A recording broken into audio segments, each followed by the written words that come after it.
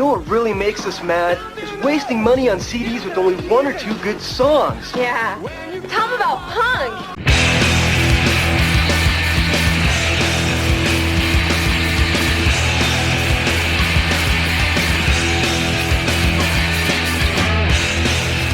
What's up, posers? Welcome to Punk Lotto Pod. I'm your co-host, Justin Hensley. I'm your other co-host, Dylan Hensley. And this is the show where we choose 1 year at random and select one punk, hardcore, emo, or punk-adjacent album from that year to discuss. Head over to patreon.com/punklotopod. For $1, you get access to all of our weekly bonus audio. And last week, we did a News of the World where we talk about the news stories over the last month.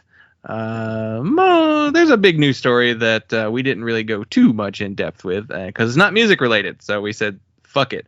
At least punk will be good again. A thing they said 4 years ago, or more than 4 years ago, long time ago. 8 years ago. Yeah. God. Anyway, we are recording this the day after the election. In case you are detecting any particular weird moods coming from us. Today's album artist, very fitting that we're doing this the day after the election, though. I will say that. Yeah. But yeah, all sorts of weekly bonus audio over there. There's other series out there as well, such as Challengeography, where I'm working through the Joan Jett discography currently. That should be the next thing I put out solo. And then the Metalcore Chronicles as well, which is my look back at metalcore chronologically. And coming up in maybe the last week of this month, now that I think about it, I'm going to start doing my solo best of 2024 audio, focused on like the best non-LPs or non-album of 2024. So your best splits, your best singles, your best comps, like that kind of stuff. So I'll start putting that out. I think I'll put out my biggest disappointments of 2024 list first, because that's a fun one to look at. Stuff that I wanted to be good that I did not like. But so be on the lookout for that. And you could join at our $5 producer/listening club tier.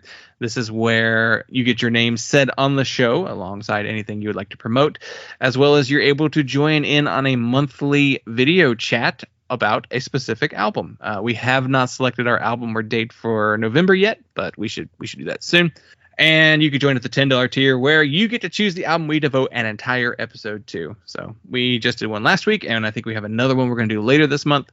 But yeah, that's the main stuff we got going on here. So this week we are looking at the year 1991. And as usual, we like to look at the other albums that were released that year, at least according to rateyourmusic.com and their punk charts. And I guess the most important punk record of all time, or at least of 1991, Nevermind by Nirvana, as much as you want to call it a punk record. Enough direct influence from punk for it to make this list. Yeah. It's grunge. It's a rock record. But yeah, Nirvana being like the most punk influenced grunge band. Honorary punk. Yeah. Followed by Spiderland by Slint here on the charts. So again, barely punk, honestly. That's a post-rock record. It's a math rock record. Yeah, those things come from, math rock comes from punk and post-hardcore, and generally 91 is a pretty strong year for punk adjacent music, because there's a Slowdive record here. It's a big Pixies, the last Pixies record it's the last Pixies record I'll recognize. So you do not recognize all of the records they released since then. They may have actually released more since reuniting than they have initially. Yeah. Which now puts them in Challengeography realm for me. I could do the Pixies discography, but would I want to? Man, that from the comeback onward, it's just like, what a slog. Yeah. We have previously covered 1991 a couple times. Most recently was last December, so we almost went a full year. Peg Boy and their album Strong Reaction. Prior to that, at episode 201, we did Integrity's Those Who Fear Tomorrow, which will get some overlapping coverage on my Metalcore Chronicles. Not too in-depth on that one. But at episode 169, we did the Reverend Horton Heats, Smoke 'em If You Got 'em. In episode 117, we did Leatherface's Mush. And then way back in episode 29, we did One Bad Pig, Ice Cream Sundae, and Lifetime's Dwell 7-inch. So Classic. yeah, yes, the One Bad Pig episode is, in my memory, was very fun to do. Yeah. So there's, 91, I would think is kind of it's an era of like I said, punk adjacent stuff. There's a lot of that stuff. There's a lot of you definitely mentioned some very straightforward punk records that are really good. It's a pretty good year for post-hardcore. It's definitely early in post-hardcore as a genre properly. This is third Fugazi LP, Steady Diet of Nothing, Drive Like Jehu's self-titled record, the first album. We've got there's a No Means No record. I don't know No Means No well enough to know which is the wrong, I think, is the more iconic record, the 89 record. But O plus 2 equals 1 that's pretty well regarded. Here's one that what is the opinion, do you think, of Nation of Ulysses now? Ian Spinonius got into some trouble with some accusations.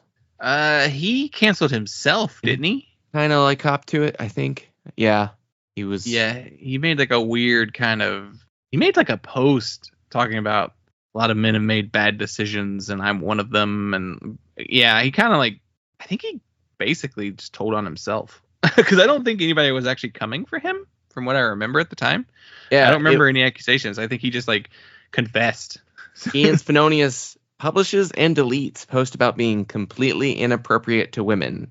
I want to use this forum to say that I support people speaking out for the eradication of abusive predatory modes, and also that I am absolutely one of the guilty parties. And then, he deleted that statement. Merge Records cut ties with him. Yeah.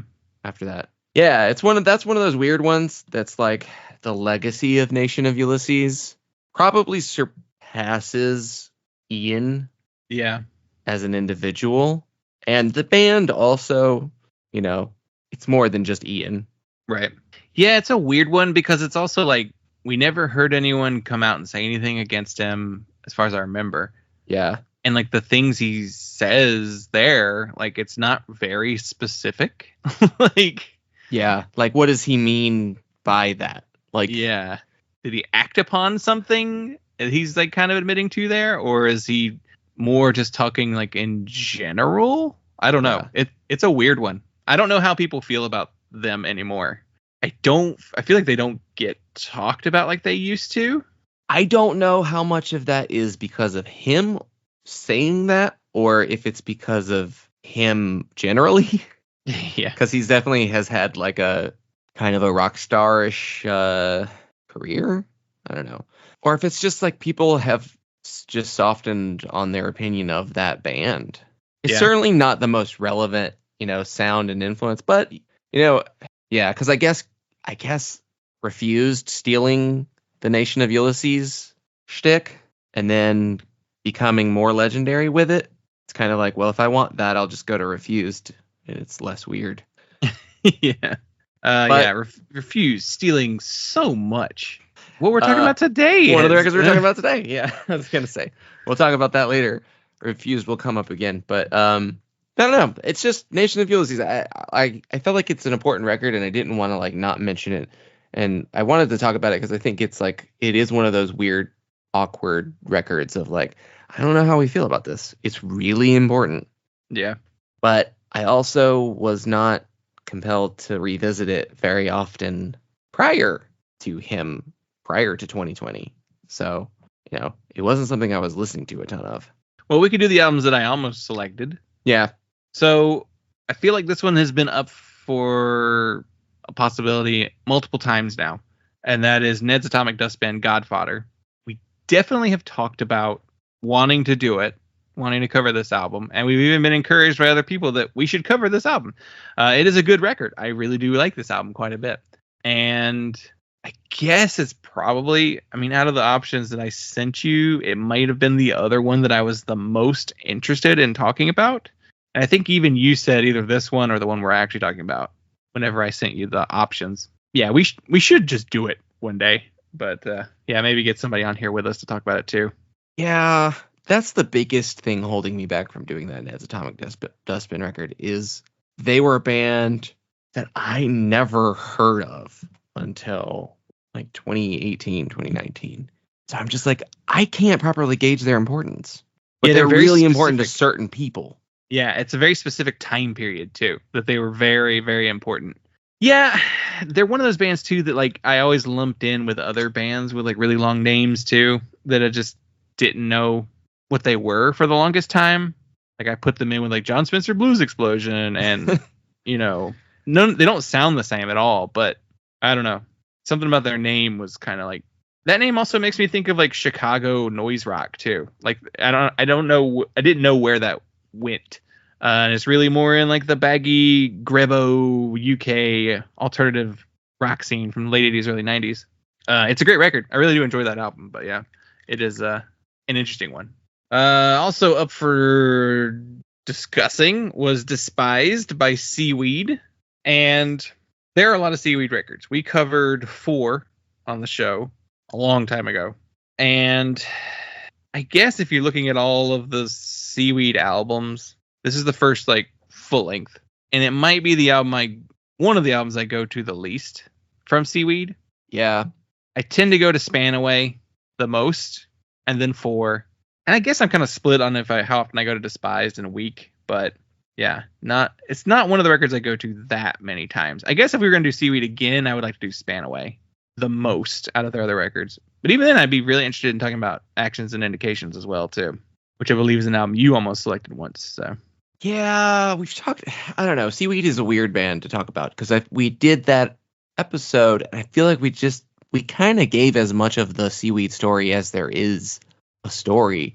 Seaweed just are a band that was around, and they were really good, and then they stopped being around. I don't know. I feel like there wasn't, and they really because they don't really have any other bands connected to them that are like. Have you forgotten? Talked about the Blue Dot, the Spartan Records band. They don't even have the related artist page open for that. What was that? Let me pull up my albums of 2024. They put out a record this year. It's Ghostwork, the Spartan Records band. It's fronted by the lead singer of Seaweed, and it's like all those Spartan Records bands. It's former 90s and 2000s emo-y related music doing new, slower versions of their old sound. Yeah. And yeah, that's the entire Spartan Records discography currently. But you're right. Aaron Stauffer, a.k.a. Spookin' the Zombies, whatever that is. Like, I know they were in other bands, but it's nobody that important. Yeah, like Blue Dot and Gardner are not that important. You know, Seaweed is the important band.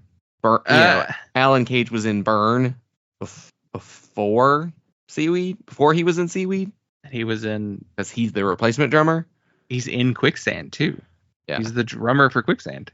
Yeah, I don't think I knew that. Yeah, they were just like the Sub Pop band who was kind of a punk band. Like that was kind of their thing. And then they get on Hollywood Records of all record labels. But yeah, I mean, I'd say we hit Spanaway at some point. But yeah. Another option was The Pillars of Humanity by the Crucified. This is Mark Salomon of later of Stavesacre fame, which he's probably more known for Stavesacre now than the Crucified.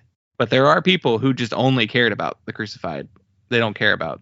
I don't know. That's a weird one. I don't know what the current legacy of Christian bands. I feel like he's probably just as well known for being in the Crucified as Stavesacre now.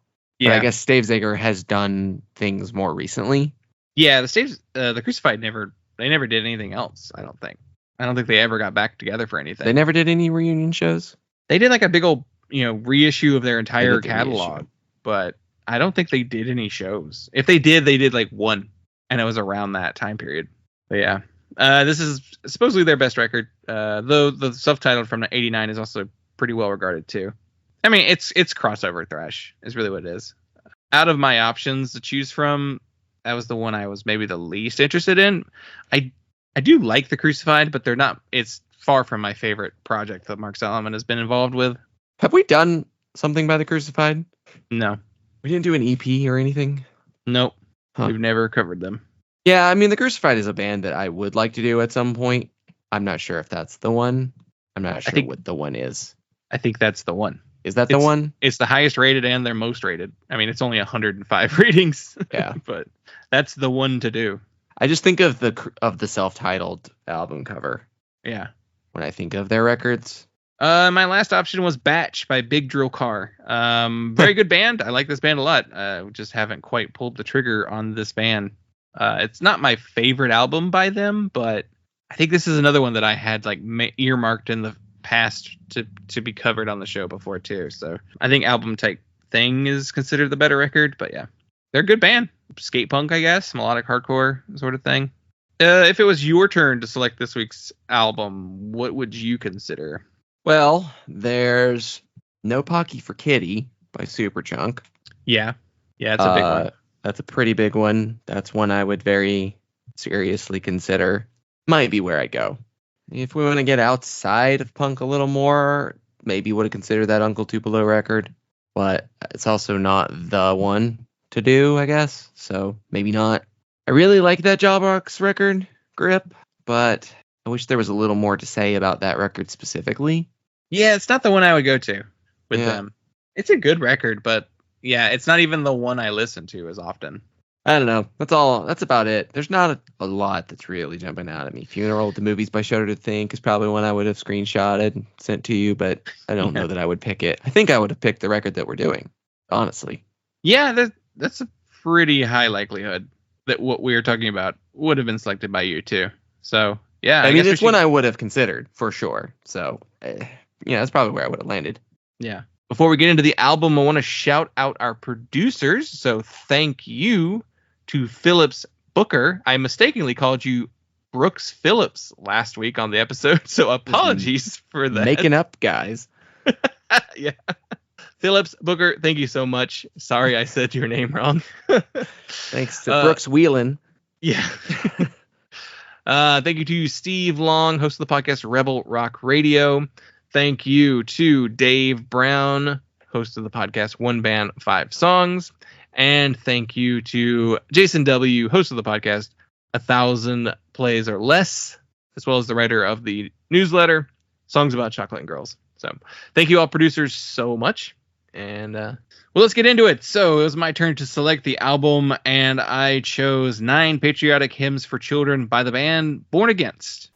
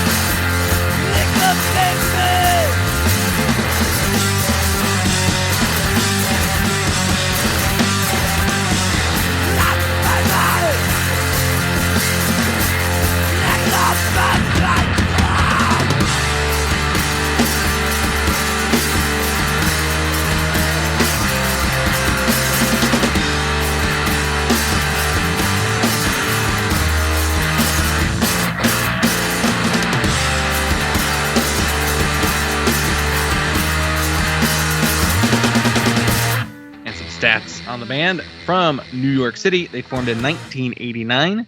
This was released on Vermiform Records in 1991. I could not find a month at all with this record when it came out.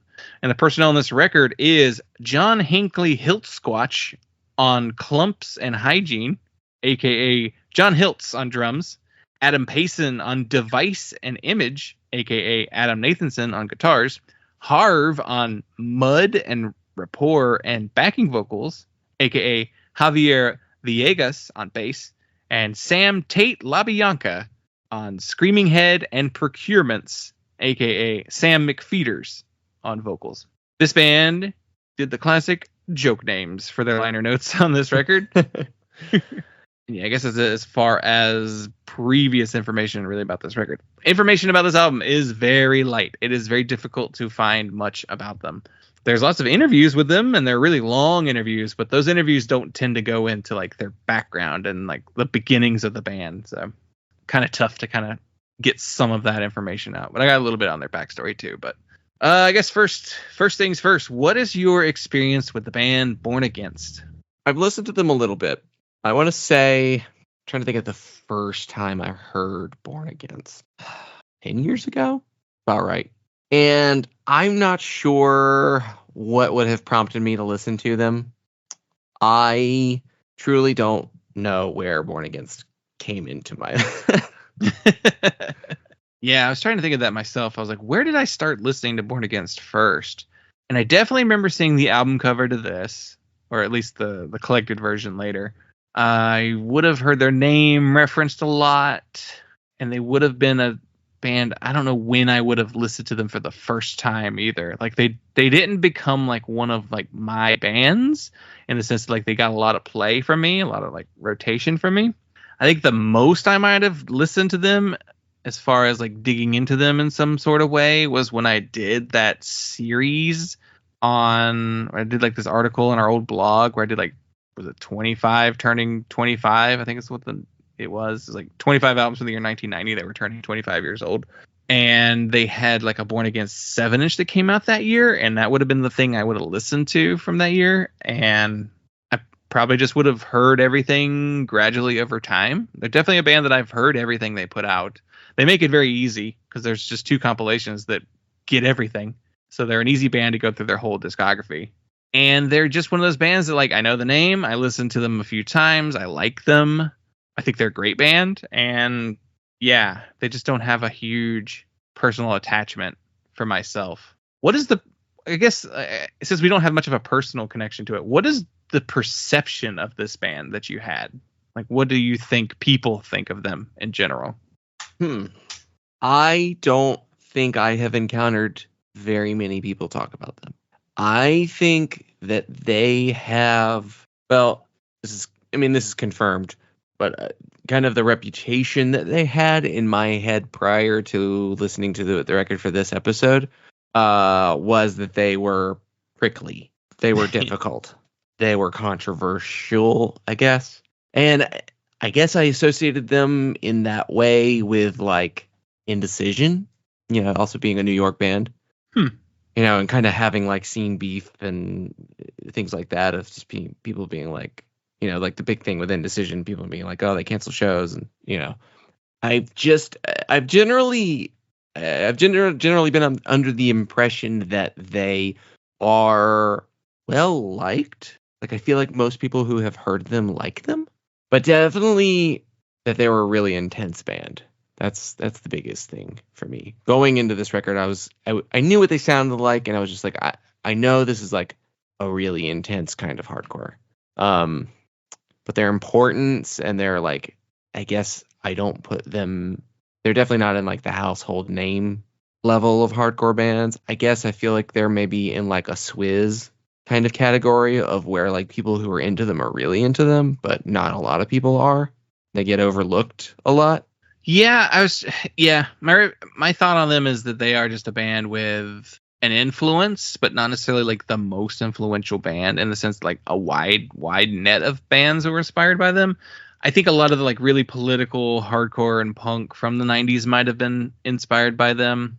They're extremely political band. You're right, very, very controversial band. They definitely got into it with numerous members of their local scene. But yeah, it's contentious. Yeah. I don't know exactly what people think of Born Against these days. All I know is that anyone I ever hear talk about Born Against says they're cool and they're good. Like, that's really they're just generally well regarded for, their music. And I hear a lot of similarities with stuff that's happening around this time period. Because, I guess if we talk about 1991 hardcore, like, what is it? What is 1991 hardcore? Post-hardcore. A lot of the stuff we've mentioned. Integrity.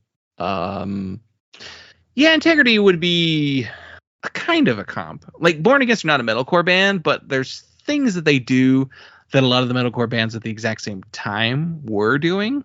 Most notably Rorschach, which were also on Vermiform Records. Sheer Terror. Yeah, we still have crossover. We still have New York hardcore. There's Leeway doing stuff at this time. There's like crust DB kind of stuff going on too. Yeah, we've got a little like power violence-y stuff. I mean, like there's Man is the Bastard, which they have ties to. They just split with Born Against at one point. There's Infest is doing stuff around this time period. There's a Sick of It All record. Yeah. There's an Anti-Scene record. Not a big year for hardcore. No, not Really. not a huge year, no.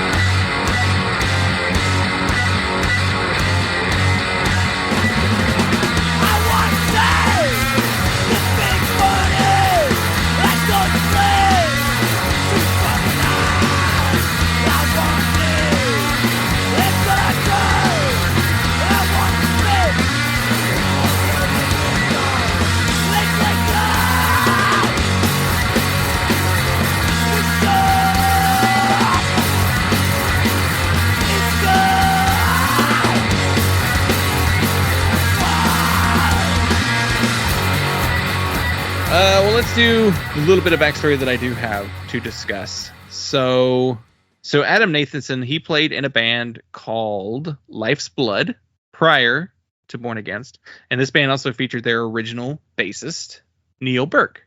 That band's vocalists wind up quitting the group, and so then they try out other members. They bring in some people. They wind up bringing in Sam McPheeters and a drummer, and then they wind up changing the name to Born Against. So basically, Life's Blood turns into Born Against with the addition of Sam on vocals. They released their demo, My Country 'Tis of Thee, Enemy of All Tribes, as a self-released cassette in 1989. And then bassist Neil Burke winds up leaving the band, and they bring in Javier Villegas for their self-titled EP. And they bring in drummer John Hiltz to replace drummer Daryl Cahan. They had like 4 drummers before they get to John Hiltz. And then they release a self-titled 7-inch and the Eulogy 7-inch in 1990. And they do a split with another band called Sucker Punch in 1991. And this version of the band is the longest running one. They are not a very long running band. They started in 89. They break up in like 93. So it's a really short window. But yeah, this particular lineup of the band that recorded this LP is the most well-known version of the band and longest running, with Sam McPheeters and John Nathanson, or Adam Nathanson, being the only permanent members of the group. And yeah, they were known for being extremely political and for calling out their fellow artists in the New York hardcore scene. They famously debated Sick of It All on a radio show regarding Sick of It All's record label, in effect, self-censoring to get their records into malls. So I did read an interview with them, and they were talking quite extensively about like getting into it with the label, and because the label decided to censor the word shit in the music just to get Sick of It All in the mall. Like I don't know. I guess in 1991 or 90, early 90s, the big box store wasn't the like go-to place to get music. You still went to the mall, to record stores in the mall to get your music. It's not drastically different from like bands, you know, putting out, or labels putting out like censored versions that you could get at Walmart, you know. But I guess the idea was that they were like, why are you trying to censor yourselves? Like, it's different, I guess, if somebody else is trying to censor you, but then like being okay with the label trying to censor you was like a big sticking point with the band. Yeah. I read that interview, and it's a good interview. It definitely really lays long. out. Yeah. There's some really good parts of that interview that I enjoyed. I think are interesting, but like they kind of like, I guess like why they took it so seriously, like their mentality of just being like, they definitely go into more of like, you're trying to infiltrate the mainstream to try to tear it down instead of creating a system outside of it that opposes it, you know, and just like hardcore and DIY should be its own scene that doesn't have to change itself to fit within the rules of mainstream media, you know, because you're not going to change that system if you're changing yourself to fit it. And just like why are you compromising your message to sell more records? And like they talk about yeah, I think one of the quotes I think is really funny is, you're born into the society in some sort of way, and you're sort of obligated to at least function or live in society. But nobody forces you to join a hardcore band or put out a record. Yeah. So you may as well do it well if you're going to do it. And people saying like, oh, you should be a bunch of fucking hermits and move to the woods. It's like, if we all moved to the woods, there would be no more woods, and we wouldn't be hermits, and we would all build a city in the woods. Yeah. So they talk a lot in that article about just like the calling out other bands, and they're just like, we're friends with these people. Like, the beef isn't that serious, but like people definitely take it. Some people would get mad, and it's just like, but there's other people that we've talked to, and like, you know, we're not saying anything we wouldn't say to them directly, you know? Yeah. They also like flyered outside of shelter shows and printed stuff on it like "fuck religion," and then making comparisons to the Krishna logo and the swastika. So they were coming for Krishna bands, which is very funny to me. I guess it's a very militant atheist approach to then also be going after Krishna core bands. But yeah, I mean, I think Shelter could stand to be taken down a peg or two. They put out so much junk in their discography. Yeah, so they're definitely they will call out people in their scene for things that they do, which is cool. I mean, it's good to have that kind of thing. I guess it just does make you a little bit more, a little less likable to the people that you're in the scene with. Yeah, but I definitely identified with some of the stuff that, you know, calling out people in their scene for. I think that may have partly been, we weren't buddy with a lot of bands in our local scene, and we were pretty critical of a lot of them. I don't know that we publicized a lot of that, but or if they just like kind of came out of us naturally. People could just tell we're not fans of you. But yeah, I get a little bit of that there.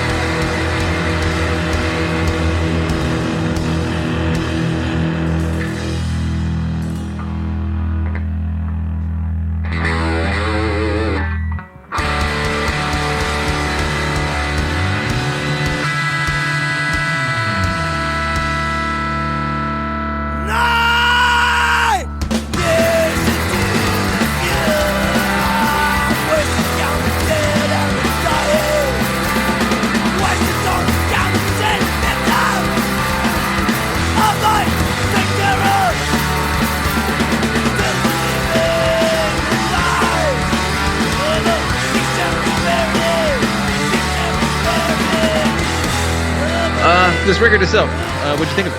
I loved it. I never heard it before, and I was like, yeah, it's a great record. Like, I knew it was a great record going into it. I was like, I know I'm gonna really enjoy listening to this record. But it's been a while, and like I said, it never really went that deep with Born Against. So just kind of like heard their stuff. I was like, they were a good band, and every time I've heard them, I'm like, they're a good band. But they didn't. I don't know. They never got to a point of like a really regular listening habit for me. But like, I listened to this record. I was like, I got to the end of the record. I mean, the whole time I'm just like, hell yeah. I'm just like, this sounds so cool. Like, the vocals sound awesome. The guitars sound awesome. They're like noisy, and there's these grooving riffs, and there's so many cool ideas. And like, we can get into more of like there were a lot of connections that I took from, away from this record. But I got to the end of it. I'm on the last track, and I'm like, I'm going to double check the well, I was going to double because I knew it was like collected. This is the version that's on Spotify has both LPs in one release. But I was like double checking the track listing. I was like, well, where's the actual ending of this record? And I was going to rate it, and I like my thumb kind of like slid too far. Like, so it like my thumb on the star rating thing on Rate Your Music went all the way to 5, and I was like kind of hovered there, and I was like, let me try to bring this down to 4.5. And I'm listening to Well Fed Fuck, the last song, and I'm just like hovered on that 5. I'm like, no, actually, you know what? 5 stars. Wow. Like, I was gonna give it a 4.5. It's like, may as well go all the way. Because the whole time I was thinking about it, it's like all these different little connections and influences to like other bands, and I was just like, yeah, I don't know. I don't know that this band actually gets proper due. Yeah, I wonder if that boils down to their sound. So when I put this record on, it'd been a long time since I listened to Born Against, and when I put it on, I was surprised. I guess I was more reminded that they're not as fast as my brain thought they were. For some reason in my brain, I put them in there with like a band like Infest, who's like a really fast band. And how I was thinking that Born Against is like a big influence on stuff like Ceremony and you know, Dangers, that kind of stuff. But like re-listening to it, I was like, wait, they're not that fast. They're like kind of sludgy. They're mostly mid-tempo. Even their fast songs aren't particularly fast. Like in my brain, they're faster than they actually are. So I was a little taken aback. I was like, oh, that's interesting. That is slower than I remembered this record being. And which I think the next record is a little faster, maybe. And maybe that's what I was thinking of. It's a little faster. It's a little cleaner and tighter. Mm-hmm. Yeah. So that was definitely like putting it on. I was like, oh, okay. So it's a little messier than I remembered. It really, really reminds me of Rorschach. Rorschach were also on Vermiform Records. Which Sam owns and operated Vermiform. And after doing like, you know, the Rorschach LP on the Metalcore Chronicles, that was really fresh into my mind, like the style, the type of music they're playing. Which when you think about like what does Born Against and Rorschach sound like compared to Sick of It All and, you know, Shelter, they don't sound the same at all. Like they're definitely more there's more edge, I think, to Born Against than say Sick of It All. Like I was surprised by that. But so yeah, I thought of them more as a faster band, but they're definitely like slower and noisier. And if it makes sense because Vermiform that same year also released the Rorschach EP, or no, the prior year they released Remain Sedate. I think there's a 7-inch in '91 as well. But they also had done some Iconochrist. And they did Man is the Bastard. They put out some Heroin and Moss Icon later. But listening to this, I was like, oh, it kind of reminded me of our My War episode. And how people were like, My War was such an influential record on so many bands going forward. And, you know, we couldn't come up with like great examples of like hardcore bands doing it. I listen to this and I hear the My War influence. Yeah. I guess I hear more Slip It In general. Yeah. On this record. It's generally the post lawsuit, the post lawsuit era. Yeah. Black Flag. My War and On. Yeah. Black Flag. And that was like the first thing. Mount the Pavement, like the first song. I was like walking out of work, listening to that song to my car, and I'm like, oh, this is My War. This is if My War was good. Yeah. Yeah, because once I like got my bearings and figured out like what the whole record is going to sound like that's when I get into like the enjoyment of it. Like that's when I'm like, man, this record is so good. It's so good in the same way that like Rorschach is good. You know, that style of just messy. Yeah, messy and noisy and riffy. There's moments of kind of emo core from this time period. There's some kind of melodic-ish stuff that I felt like it's a similar kind of riffing, guitar playing, which makes sense with like the Moss Icon connection later. Just that's the kind of stuff they were also listening to. You kind of have to just like intuit what the influences are, because I don't know that Born Against was really ever like directly cited, influences. I didn't come across any. Listening to this, I also thought of like some of the Sarah Kirsch bands too. Yeah. Like the post-Fuel Sarah Kirsch bands. Like I definitely thought of Sawhorse and John Henry West. Yeah. And I saw they played like a bunch of shows with John Henry West, because there's one of the sites has like all of their tour dates and who they played with, like on every show. They toured with Rorschach extensively in like 91, 92. But they did a bunch of shows with John Henry West. That, and I hear some in the Torches to Rome, I hear a little bit of it too. The same sort of sound. Yeah. It makes me wonder if Born Against if they were a big driving force for Sarah's bands going forward to be more hardcore and faster and less of that Fuel groove. Yeah, because that like Sawhorse is real noisy, and so is John Henry West, like very much noisy bands. I guess Sawhorse was called the Skin Flutes before. Skin Flutes have a 7-inch from 1990. Okay. But they sound different between the Skin Flutes and Sawhorse. Like Skin Flutes were closer to Fuel than Sawhorse is. Sawhorse is definitely noisier, because the first Sawhorse 7-inch, the only 7-inch, comes out in 92. So it's like the next year. And when does John Henry West? John Henry West put out their first 7-inch in 93. But they were definitely playing with Born Against before 93. So yeah, John Henry West is very much a continuation of that same sound of Sawhorse. But yeah, I do wonder, the fact they played together, there's a lot of like political similarities between like Sarah Kirsch's, lyrics and what Born Against is doing lyrically. Yeah. And I mean, well, I don't know. Like Heroin was around prior. That Rocket from, or not Rocket from the Crypt. Well, there is a Rocket from the Crypt record in 91, but it's not the good one. But that Drive Like Jehu record and Pitchfork had been a band prior to that. So I think a lot of that, like West Coast, San Diego, and like noisy post-hardcore stuff and like the emo core stuff. It's like, it definitely makes sense where Sarah Kirsch would go with her bands, but it does feel, like you said, the political, like the like unapologetically kind of annoyingly leftist bent of the lyrics. They fit very close together.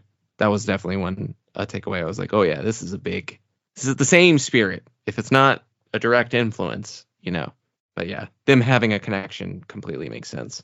And then the Man is the Bastard connection makes sense too, because like Man is the Bastard are, considered one of the first big power violence bands.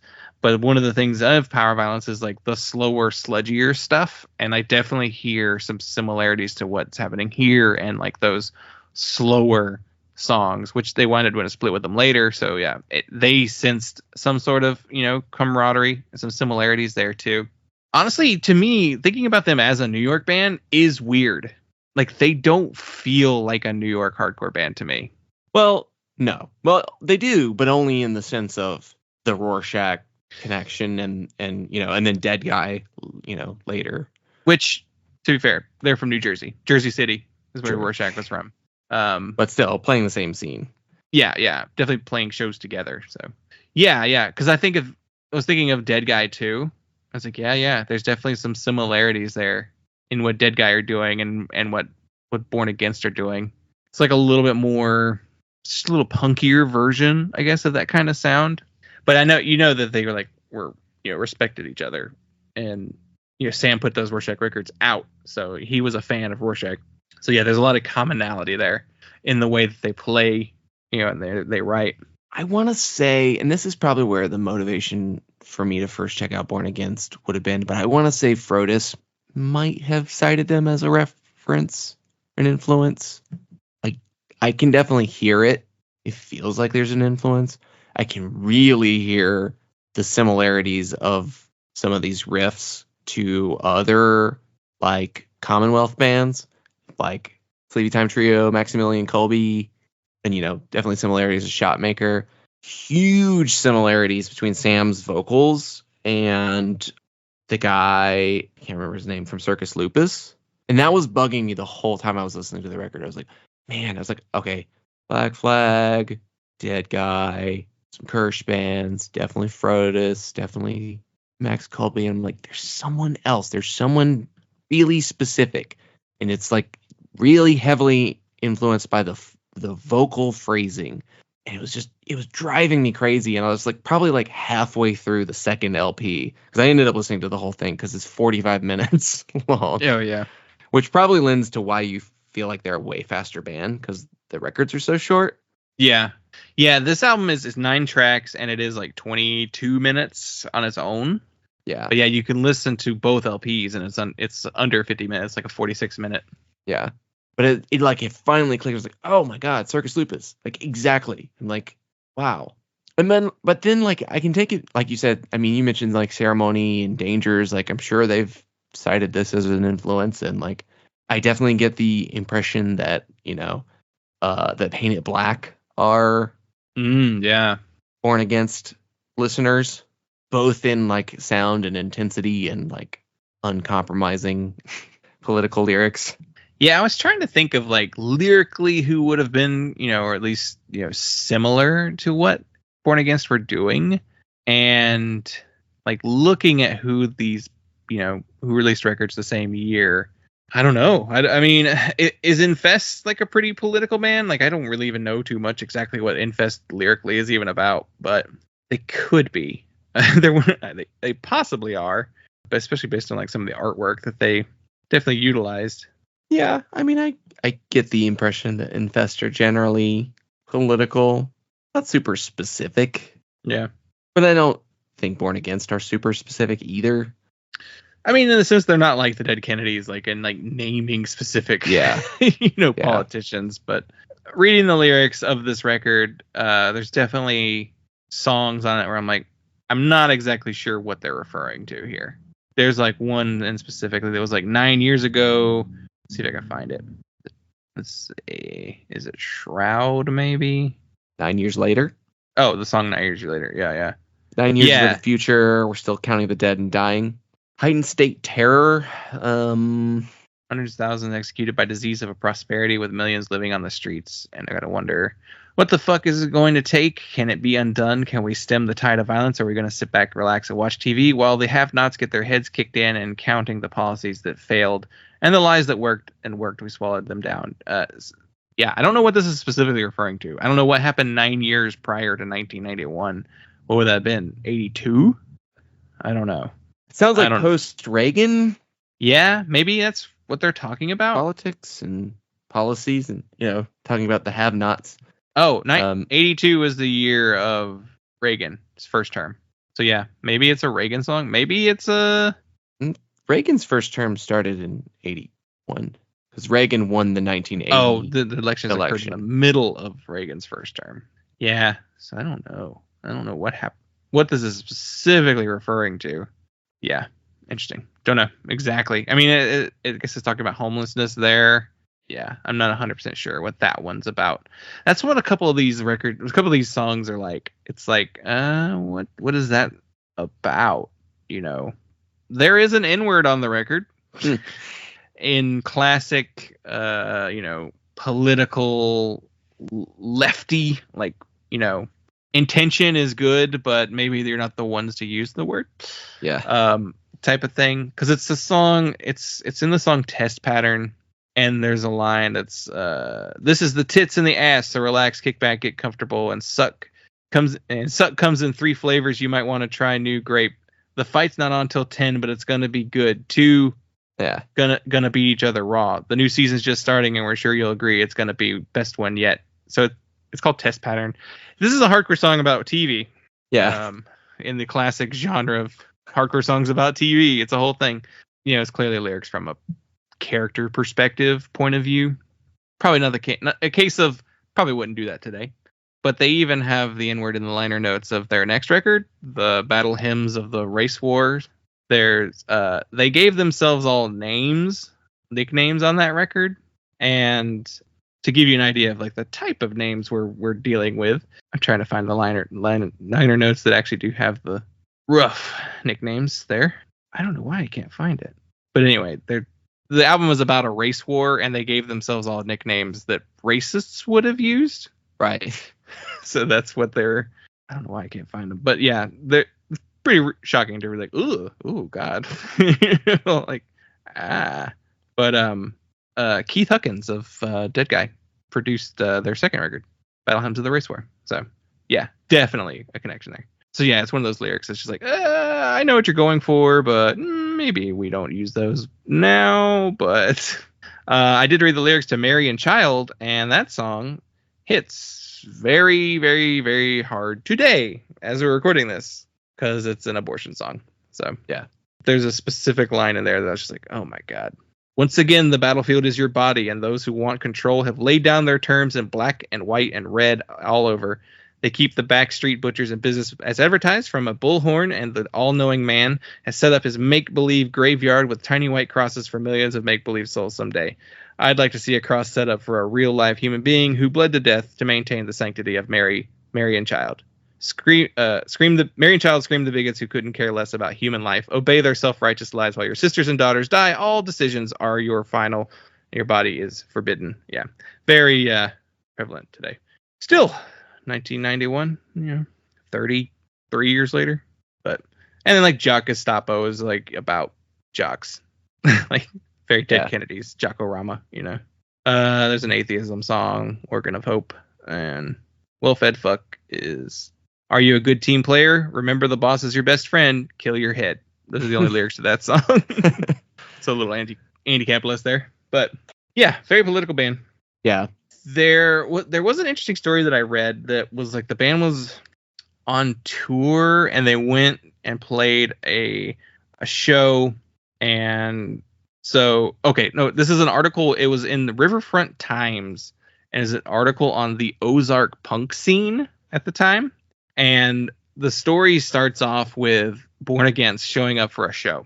They get to the venue and everyone has been run off. The only people left there are Nazis. So Adam Nathanson has a Smash Racism patch on his sleeve, and he like goes to go into the club or the house. I'm not sure exactly what it was. And the Nazi sees the patch on his arm and he's like, oh, smash racism. Well, I am the racist. What are you going to do now? And like, so then they leave. They wind up leaving and they go to this house that the show supposedly has been moved to. But by the time they get there, the Nazis had actually beaten them to the house. So my guess is they took some time trying to figure out where to go. And in that time, they also figured out that's where the show had moved to. So the Nazis had beaten them to the place and laid out everybody who was at the house. Like everybody's like laying on the front lawn because they've been like beat up by the Nazis. And they're there. And then while they're there, some sharp skinheads show up. The anti-racist Nazis. They show up with like a shitload of weapons. And so then the Nazis all start fighting the skinheads. And it's just like this huge bloody fight where the show was supposed to be. And like, this is just an article on Ozark punks. And it's just like, this is a really weird way to start your article. One, you're talking about with Born Against, who are a New York band. But I guess it's to give you an idea of like what some of the scene politics was in the Ozarks at the time. But yeah, very wild scene there. Yeah, to me, the standout tracks on the record, I like By the Throat a lot. I like 9 Years Later. Test Patterns is like a faster song. I do like Well-Fed Fuck. It's a slower kind of like plotting song, but I do really enjoy that one. It's such a good album ender. Oh yeah, and both of their records have such great endings too. Like the Battle Hymns of the Race War and the sound clip at the end of that record. We listen to bands like Born Against. Yeah, the end of that record ends with a song that's like, it's mainly just like a guitar part and then audio clips from Donahue where he had polygamists on his show. And it's just all, talking about, polygamy, really. It's really what the clips are. It's just a bunch of ridiculous clips. And then at the very end of the clip, they take a phone call from a caller. And it's like, it's Sam. It's Sam McFeeters calling in and talking about how he's a polygamist. And it's led to awful things and pretty awful things that he says there. But like doing drugs. It's ruined my life. Yeah, and how it ruined his life, and then he started listening to hardcore bands like Born Against, and then they figured out what it was, and they hung up on him. But very funny that he got to call in on, man, Donahue and punks. There's so many connections. That's like that's the show that Jello did, right? He did that show with Tipper Gore, or was it Oprah? They did that. Was it Talking about- Donahue? I can't remember now, but It might have been something else. But there's no, I think he was on Donahue. Yeah, he was. okay. Yeah. So a lot of experience with punks on Donahue. There was another one we talked about not that long ago too, but yeah. It was with Mike Muir and Jello Biafra debated obscenity. Yeah. Wendy O was on that one too. What's the other funny Donahue clips? No, what's the wrestling one? They had Vince McMahon on. Oh yeah. In 92. They did a New York hardcore. They had like Jimmy Gestapo on an episode of Donahue. Yeah, a lot of punks on Donahue.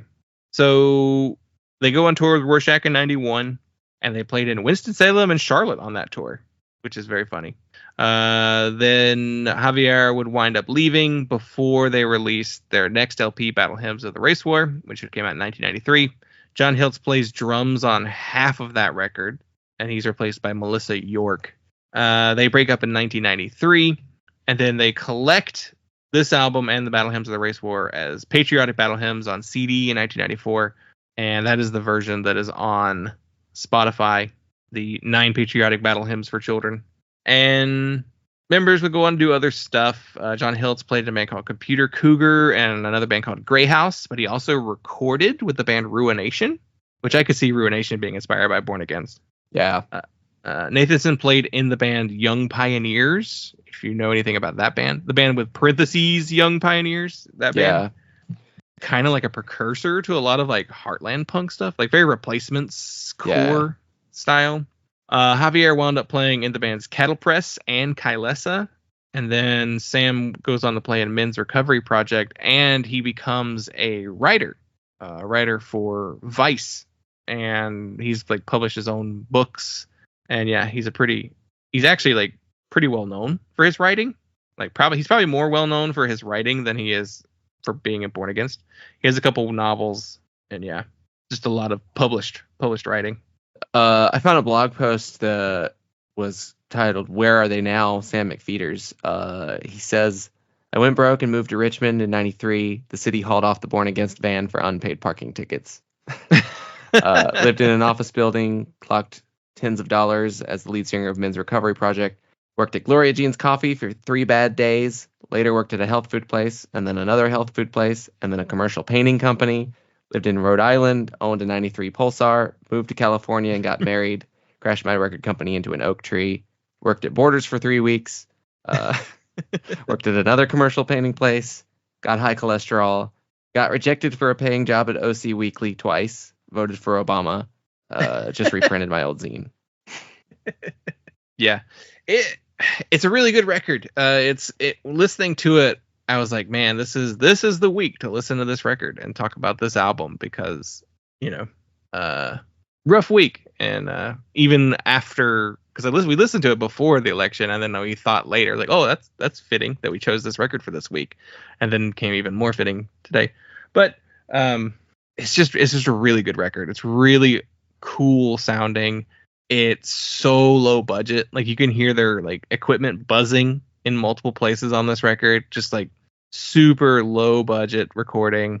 I didn't see anybody who like was listed as a producer on this record. I think they just did it themselves. I guess I could check to see if there was a engineer or anything on this record. Yeah, it says it was recorded at Wharton Studios.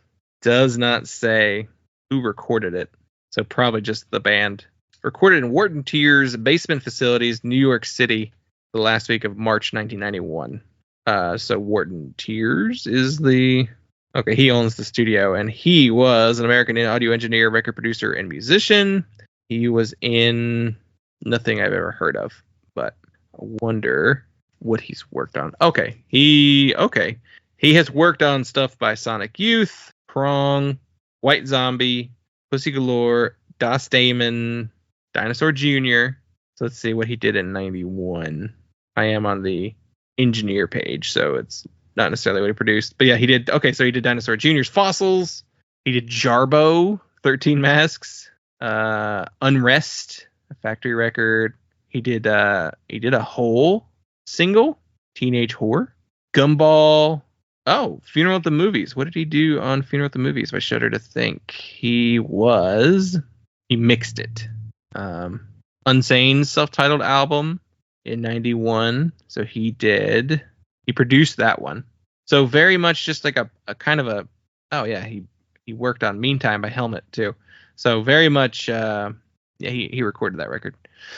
Oh, is Wharton Tears the guy that Albini was like, don't ever let this guy mix a record that I recorded ever again? I think that's who it is that Albini had a problem with. So yeah, that's funny. It sounds like he didn't actually record it himself, though. It sounds like they just let loose in the studio, which might explain why it sounds as rough as it does. But I don't know, it still sounds cool. It has an edge to it, and it fits that Vermiform sound. Vermiform is not the most polished record label. I don't know. Any final thoughts? No, I don't know. I think that covers it. Well, you already gave it 5 stars. Do you think that's your actual rating on it? Or it may drop down in a little time. It was just kind of like an impulse in the moment. I was like, yeah, you know what? I'll give it 5 stars. But I mean, I think both LPs are equal in quality. Yeah, we didn't really talk much about the second one, but I listened to it as well. And then I listened to the other comp, the one that has like all their 7 inches too. Like I listened to the entire Born Against discography yesterday, I think, like the whole thing. I think I like Battle Hymns better. It's a little faster. It sounds a little better production wise, but really just listen to both of them. Really, yeah. There's not a huge difference in quality. Yeah, it's so easy to listen to both in like one sitting. Oh, I didn't mention the Refused. Oh yeah, thing also. I always forget that they stole their "Refused or Fucking Dead" line from the song "Born Against or Fucking Dead." Yeah. What is original to that band? I was gonna say, what did Refused do that was original? Because they stole literally everything. They stole the album artwork. They stole the name of the album. They stole song titles. They stole haircuts. Their sound, like everything stolen. Yeah, Refused are frauds. They just packaged it all together in a way that sold better than anyone else had done. Yeah, they stole Breaking Up in Richmond, Virginia from Born Against too. Yeah. Where did the Refused actually break up? I know they played the Greensboro. Mm-hmm. I think it was Harrisburg, right? Harrisonburg, whichever one the Darkest Hour's from, in Virginia. But it was Virginia. Yeah, that is funny. It was Harrisonburg. It was like the last show was Harrisonburg, Virginia, the one that got shut down. Yeah, because their last complete show was in Greensboro, I think. I guess technically they broke up in Georgia, like when they got into an argument. On their way to another show? Yeah. I think it was like they got into an argument and they had like a van wreck maybe, like a fender bender or something. I don't know. Anyway, I'll give it a 4. I think you liked it a little more than I did, but I definitely really, really liked it. I think I'm gonna go straight 4.0 on this one.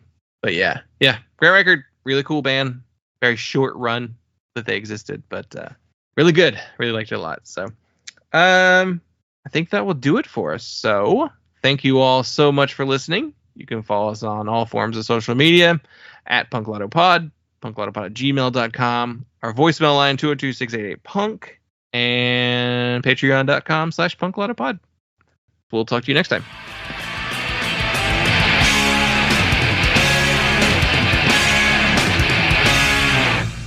To order Punk, call the number on your screen. Rush delivery is available. Remember, this special offer is not sold in stores.